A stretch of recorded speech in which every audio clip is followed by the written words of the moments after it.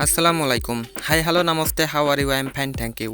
আমার নতুন ব্লগ ভিডিওতে আপনাকে স্বাগত है। আজকে আমার সাথে আছে হেলিকপ্টারের পাইলট একে ফজলুল হক ওরফে নয়ন বন্ড, আর ক্যামেরাম্যান হিসাবে আমাকে সাহায্য করবেন নাটোরের কৃতি সন্তান মিলন সাহেব। তাহলে চলুন ভিডিওটি শুরু করা যাক।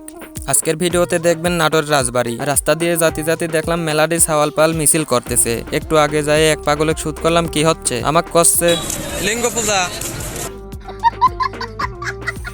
পূজার নাম শুনেই তো আইএম অবাক হবলাকে। এর আগে তো এম্মা পূজার নাম কোনোদিন শুনিনি। মাঝে মাঝে এমন কিছু প্রাণী দেখা যাচ্ছে মনে হচ্ছে হাড্ডি গুড্ডি ভেঙে হাসপাতালে নিয়ে যাচ্ছে।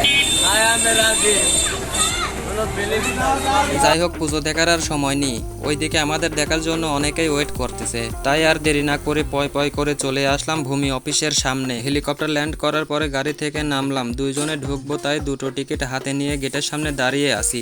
দাঁড়িয়ে থাকতে না থাকতেই এক ঘোড়ার গাড়ি রিসিভ করতে চলে আসলো। টিকিট ছাড়া নাকি ভেতরে প্রবেশ নিষেধ, আর আমার ক্যামেরাম্যান টিকিট ছাড়াই প্রবেশ করে বসে আছে। মিলন করছে ভাই হেঁটে গেলে মজা হবে। ওর কথা মতো হাঁটা শুরু করলাম। এর আগে কখনো আসিনি তাই মজা বুঝিনি। ভিতরে গিয়ে দেখি আর কি কি মজা আছে। কবি বলেছে আসল মজা ভেতরে। ক্যামেরাম্যানের ভিডিও করা দেখে তো আমার মনে হয় অজ্ঞান হয়ে যায়।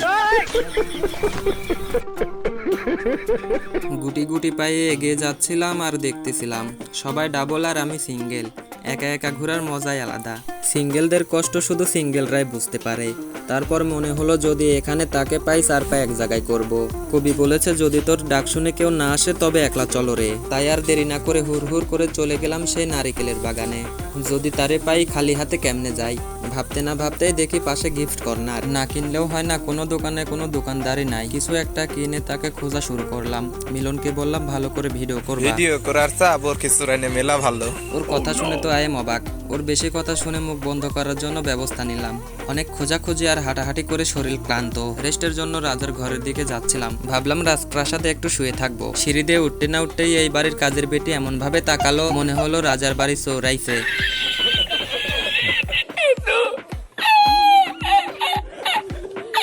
যাই হোক, রাজপ্রাসাদে উঠে আগে রাজাকে খোঁজা শুরু করলাম। রাজাকে অনেক ডাকাডাকি করে তার কোনো সারা শব্দ পেলাম না। মনে হলো আমিই রাজা। একজনের মুখে শুনলাম রাজা নাকি পানিতে ডুবে মারা গেছে, আর রানী নাকি রাজমহলে বন্দি, তাই রানীকে বাঁচাতে যাচ্ছি। আরে এরা কারা?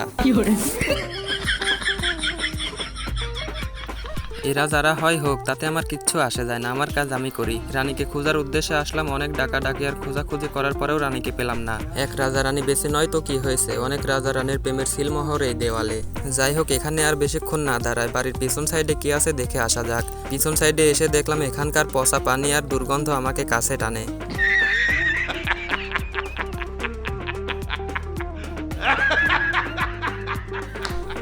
ভাবলাম এই দুর্গন্ধে না দাঁড়ানোই ভালো, তাই যেদিকে দু চোখ যায় সেদিকেই পালানোর চেষ্টা করলাম। ঘুরে ফিরে সেই একই জায়গায় আসলাম। মানুষজন বলতে আর কেউ নাই। দুপুর টাইম গিয়েছি তো শুধু আমি আর আমি।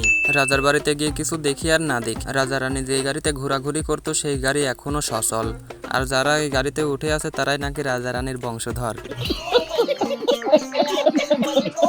জীবনটা বেদনা হওয়ার আগে এখান থেকে কেটে পড়াই ভালো।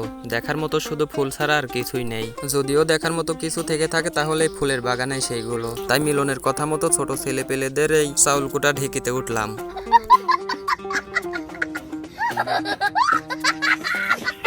আষাঢ় মাসের ব্যাঙের মতো কিছুক্ষণ দুজনে লাফালাফি করে ঢেকি থেকে নেমে পড়লাম। 30 টাকা টিকিট কেটে ঢুকেছি। টাকা উসুল করা না পর্যন্ত এইভাবে চলবো। দেখা যাক কতক্ষণ আমার সহ্য হয়। শুরুত করে নেমেন। শুরুত করে নামার পরে ফুরুত করে চলে আসলাম। ফুরফুরা বাতাস আর মনোরম পরিবেশে দেখি উড়াধুরা ডান্স হচ্ছে। মিলন তো নায়িকার উড়াধুরা ডান্স দেখে পুরাই ক্রাশ খাইছে। এই কথা বলতে না বলতে মিলনের অবস্থা।